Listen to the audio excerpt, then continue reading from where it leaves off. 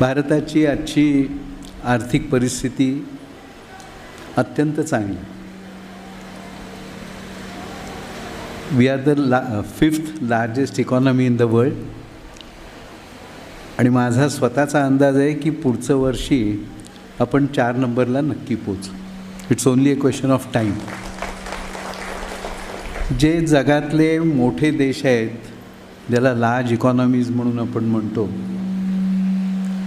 त्या लार्ज इकॉनॉमीजमध्ये consistently high growth करणारी केवळ भारत आहे. It has been consistently more than 7 to 8%. आणि ह्या वर्ष देखील, म्हणजे आता 24-25 हे देखील तसंच जाईल, याच्यात शंका मांडण्याचं कारण नाही. गेल्या 10 वर्षात आपण खूप विविध फ्रंट्सवरती उत्तम काम केलं. 10 वर्ष म्हणण्याचं कारण की जे अनेक वर्ष पहिल्यांदा झालं नाही ते 10 वर्षात झालं. अगदी लेटेस्ट माहिती आपण काही जणांनी वाचली असेल. जवळजवळ 25 कोटी आपली जनसंख्या पॉवर्टी लाईनच्या वरती आली. आपल्याकडचं हाऊसहोल्ड इन्कम हे जवळजवळ 50% गेल्या 10 वर्षात वाढलं आहे. आणि ज्या पद्धतीने डिमॉनिटायझेशन झालं, GST आलं, रेरा आलं, IBC आलं, याच्यावर थोडी टीका झाली, सुरुवातीला थोडा त्रास झाला. पण भारतीय इकॉनॉमीचं फॉर्मलायझेशन हे प्रचंड प्रमाणावर झालं. त्याचं एकच उदाहरण फक्त सांगायचं झालं तर गेल्या महिन्यात एका दिवशी 50 कोटी डिजिटल ट्रान्झॅक्शन्स झाली. म्हणजे सबंध जगात इतकी एका दिवशी सगळ्यांची एकत्र केली तरी इतकी होत नाही. इतकी आपल्या देशात आपली 50 कोटी ट्रान्झॅक्शन्स डिजिटली झाली. आणि त्याची क्युम्युलेटिव्ह व्हॅल्यू 65,000 कोटी होती. आपला साईज आणि आपला स्पीड, ज्या गतीने आपण पुढे चाललो आहे तो प्रचंड आहे. मॅन्युफॅक्चरिंग असेल, ॲग्रिकल्चर असेल किंवा सर्व्हिसेस सेक्टर आहेत, हे तिन्ही सेक्टर्स उत्तम काम करत आहेत. मॅन्युफॅक्चरिंग सेक्टरमध्ये तर 75% कपॅसिटी युटिलायझेशन झाल्यामुळे तुम्ही जर का थोडं बारकाईने वाचत असाल तर दर आठवड्याला गेली वर्षभर 2-3 कंपन्या तरी काही कोटी रुपये बॉम्बे स्टॉक एक्सचेंज आणि NSEवरती मोबिलाईज करत आहेत. आणि there is a huge capacity building. आणि डायव्हर्सिफिकेशनही प्रचंड आहे. इनोव्हेशन खूप आहे. पेटंट्स खूप आपल्याकडे येत आहेत. ह्या सगळ्या बॅकग्राऊंडवरती आपल्याला लागणारं स्किल्ड मॅनपॉवर हा एक मोठा चॅलेंज आज आपल्याला जाणवतो.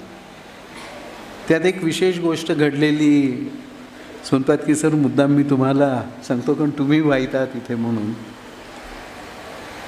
नीती आयोगाचे मेंबर ॲग्रिकल्चर प्रोफेसर रमेशचंद आहेत. त्यांचं एक छोटी पुस्तिका आहे, ही त्यांनी 1-1.5 वर्षापूर्वी प्रकाशित केलेली आहे. त्याच्यात त्यांनी रुरल सेक्टरच्या इकॉनॉमीचं फार थोडक्यात पण अत्यंत मार्मिक विश्लेषण केलं आहे. रुरल इन्कम पॅटर्न हा सबंध देशात बदलला आहे आणि तो झपाट्याने आणखी बदलतो आहे. कृषीच्या मार्गाने येणारं किंवा ॲग्रिकल्चर रिलेटेड इन्कम हे आता फक्त 35% राहिलेलं आहे. आणि ग्रामीण भागात नॉन फार्म इन्कम हे 65% झालं आहे. त्याच्यामुळे पूर्वी जे वाटायचं की शहरांमध्ये स्किल्ड लोकं लागतात तसं राहिलेलं नाही. आता ग्रामीण भागातही स्किल्ड माणसं विविध सेक्टर्समध्ये हवेत. आणि या 65% जे इन्कम नॉन फार्म सेक्टरमध्ये येत आहेत त्याच्यात व्हरायटी ऑफ ॲक्टिव्हिटी आहे. ट्रान्सपोर्टेशन आहे, त्याच्यामध्ये कन्स्ट्रक्शन आहे, त्याच्यामध्ये रिटेलिंग आहे, त्याच्यामध्ये ट्रेड आहे, खूप आहे. 40-45 आयटम्स त्याच्यात येतात. आणि हे सगळं जर का पुढे वाढवायचं असलं आणि आपल्या देशाचा ग्रोथ हा जर का सस्टेनेबल, इन्क्लुझिव्ह आपण अचीव करायचा असला तर ग्रामीण भागामध्ये वित्तीय पुरवठा करणं आणि तो वित्तीय पुरवठा केल्यानंतर तो नीट मॅनेज होणं, याच्याकरता योग्य मनुष्यबळ पुरवणं हाच देशासमोरचा सर्वात मोठा चॅलेंज आहे.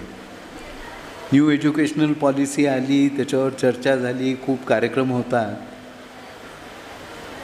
पण म्हणून मी आत्ता सहज विचारलं की आपल्याकडे NEP इंट्रोड्यूस करू शकलो का आपण.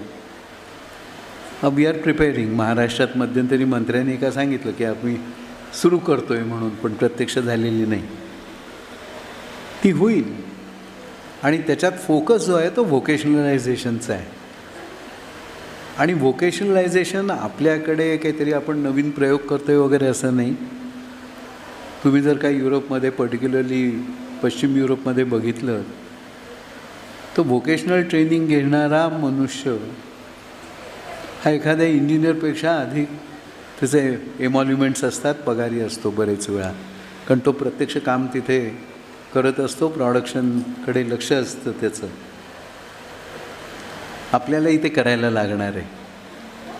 ॲग्रिकल्चर सेक्टरबद्दलही मी 2 मिनटं एवढ्याकरता बोलेन की नॅशनल बफर स्टॉक आपण सुरक्षिततेच्या दृष्टीने मेंटेन करतो.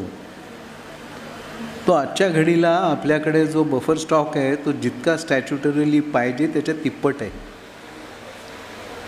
या स्टॉकचं करायचं काय? आणि म्हणून गेली काही वर्ष चर्चा चालली आहे की agro processing, fruit processing, vegetable processing हे सगळं करायला लागेल आपल्याला. त्याचं शेल्फ लाईफ वाढवायला लागेल.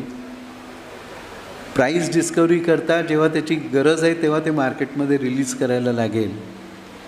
हा एक मोठा नवीन चॅलेंज भारतासमोर आत्ता उभा आहे. अनेक देशांना आज आपण अन्नधान्य पुरवतो आहे आणि ते पुरवून 80 कोटी लोकांना PM अन्न योजनेखालती सबसिडाईज फूड आयटम्स देऊन देखील आपला बफर स्टॉक हा पाहिजे त्याच्या तिप्पट साईजचा आहे. आणि त्याच्यामुळे येणारं दशक हे एका अर्थाने ज्याला आपण म्हणू शकू हे स्मॉल आणि मायक्रो एंटरप्राइजेसचं दशक असणार आहे. आणि हे दशक हे तसंच ॲग्रो प्रोसेसिंगचं असणार आहे. सातारा जिल्ह्यामध्ये ॲग्रो प्रोसेसिंगला प्रचंड स्कोप आहे असं मला माहिती आहे, कारण मी इथे 5-6 वर्ष होतोही, त्याच्यामुळे मला प्रत्यक्ष माहिती आहे.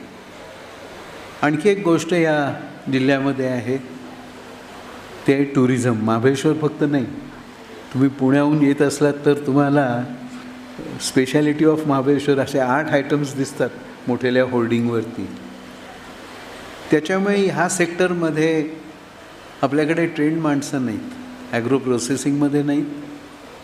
आणि आपल्याकडे टुरिझमचं प्रचंड पोटेन्शियल असून देखील त्याचा आपण उपयोग केलेला नाही.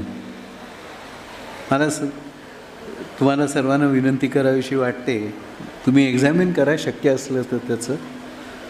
पण नॅशनल स्किल डेव्हलपमेंट बोर्डाने जवळजवळ 480 व्होकेशनल कोर्सेस आयडेंटिफाय केले आहेत आणि ते आता ठिकठिकाणी त्या जिल्ह्यामध्ये जशी आवश्यकता आहे तसे चालत आहेत.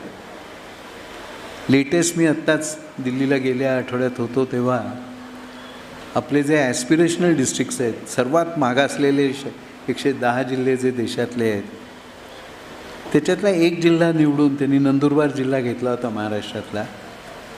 आणि तिथल्या वनवासी भागातल्या ग्रामीण भागात कुठल्या पद्धतीने उत्पन्न वाढवता येईल, कुठले व्यवसाय करता येईल याचं त्यांनी एक कॉम्पेडियम परवा पब्लिश केलं. मला असं वाटतं की आपण इथली साताऱ्याची म्हणा, रत्नागिरीची म्हणा, नागपूरची म्हणा, त्या जिल्ह्यांची एक स्पेशालिटी आहे आणि त्याला लागणारं स्किल्ड मॅनपॉवर आपण सर्वांनी पुरवण्याकरता प्रयत्न करण्याची गरज आहे. फॉर्मल एज्युकेशनबरोबर या सगळ्या गोष्टी करत असताना आपण व्होकेशनल ट्रेनिंग दिलं तर त्याला इन्कम अर्निंग अपॉर्च्युनिटी त्या तरुणीला लगेच उपलब्ध होऊ शकते. नेहमी चर्चा आत्ता खूप जोरात चालली आहे, इलेक्शन असल्यामुळे थोडी अधिक आहे, रिझर्वेशन पाहिजे, ते सीलिंग काढून टाका वगैरे. सरकार किती जणांना नोकऱ्या देऊ शकेल किंवा ऑर्गनाइज सेक्टरमध्ये किती नोकऱ्या होऊ शकतात सबन जगामध्ये ज्याला आपण नोकरी म्हणून समजतो, 10 ते 6 म्हणा, सकाळची 8 ते 4ची शिफ्ट म्हणा, ऑर्गनाइज सेक्टरमध्ये सबन जगात 20%हून कुठेही जास्ती नोकऱ्यांचं प्रमाण नाही आहे. आपल्याकडेही तशी व्हायची शक्यता नाही आहे. आणि आपल्याकडचा सुशिक्षित तरुण, ज्याला डेमोग्राफिक डिव्हिडंड म्हणून आपण म्हणतो, तो जर का आपल्याला एनकॅश करायचा असल्यास तर व्होकेशनलायझेशन इज द रूट अहेड. आणि ह्या व्होकेशनलायझेशनच्या माध्यमातून त्याला इन्कम अर्निंग अपॉर्च्युनिटीज मिळतील. इंडस्ट्रियल रेव्होल्यूशन 4बद्दल अधूनमधून बातम्या येतात, वाचतो. आपण अमेरिकेचा पॅटर्न रिजेक्ट केला आहे भारताने. या देशात आपण प्रोडक्शनही करणार, या देशात कन्झम्पशनही करणार. आम्ही पाहिजे ते इम्पोर्ट करू, हाय टेक्नॉलॉजीकडे कॉन्सन्ट्रेट करू, असं आपण करणार नाही. That is our policy official देशाची.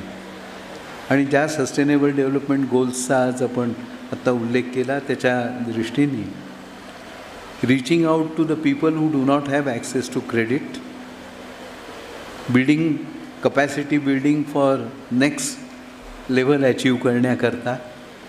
आणि याच्यामध्ये शिक्षण संस्था खूप महत्त्वाचं काम पुढच्या काळात करू शकतात.